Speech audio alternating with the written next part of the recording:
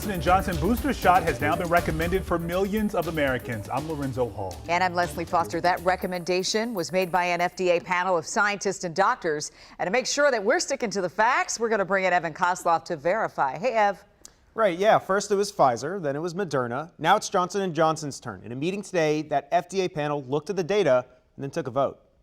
We do have 19 out of 19 unanimous yes votes. So let's verify what that vote means. The panel decided to recommend a booster shot for all Johnson & Johnson recipients over 18 years old, at least 2 months after that first dose. This booster would be the same dosage as that initial shot. This comes 1 day after the same panel recommended a booster for the Moderna vaccine, although this one was just for older and more vulnerable Americans as well as those working in certain occupations. The Pfizer vaccine has already been approved under those more strict guidelines. All right, so here's what's happening next. The panel's recommendation on the J&J booster will now head to the FDA commissioner who needs to sign off.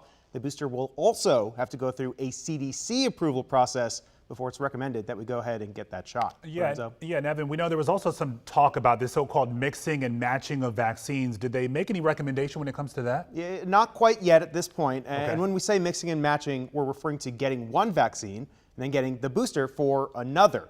So the panel discussed this at length, and some were concerned about the lack of data, but others pointed out that the data we do have is pretty promising. In the end, though, no recommendations at this point. Okay, Evan, thank you.